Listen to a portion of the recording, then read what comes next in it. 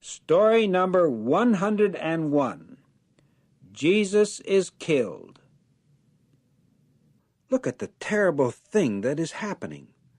Jesus is being killed. They have put him on a stake. Nails are driven into his hands and feet. Why would anybody want to do this to Jesus? It is because some persons hate Jesus. Do you know who they are? One of them is the wicked angel Satan the devil. He is the one who was able to get Adam and Eve to disobey Jehovah. And Satan is the one who got the enemies of Jesus to commit this terrible crime.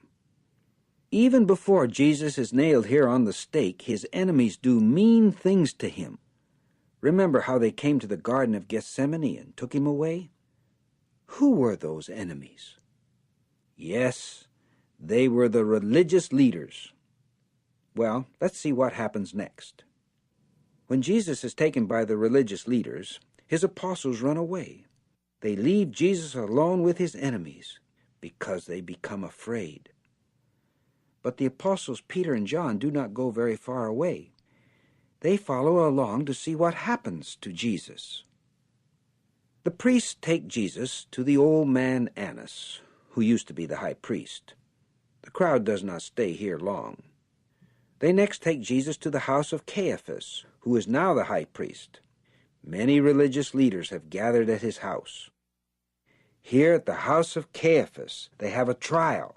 People are brought in to tell lies about Jesus. The religious leaders all say, Jesus should be put to death. Then they spit in his face and hit him with their fists.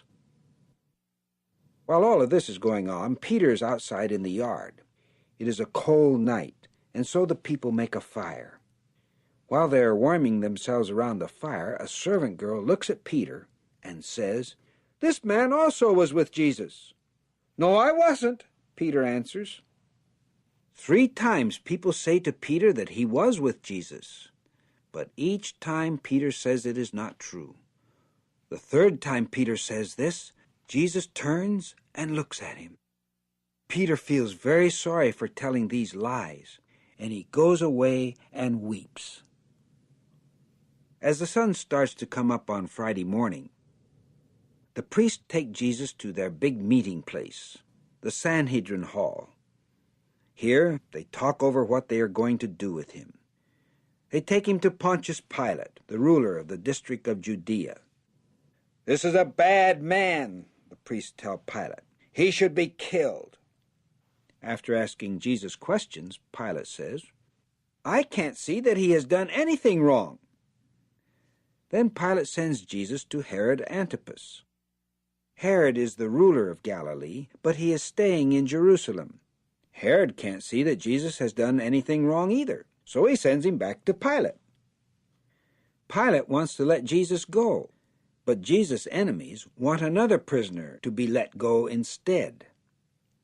This man is the robber Barabbas. It is now about noon when Pilate brings Jesus outside. He says to the people, "See, your king!" But the chief priests yell, "Take him away! Kill him! Kill him!" So Pilate lets Barabbas go free, and they take Jesus away to be killed. Early Friday afternoon, Jesus is nailed to a stake. You can't see them in the picture, but on each side of Jesus, a criminal is also being put to death on a stake. Shortly before Jesus dies, one of the criminals says to him, "Remember me when you get into your kingdom." And Jesus answers, "I promise you that you will be with me in paradise." Isn't that a wonderful promise? Do you know what paradise Jesus is talking about?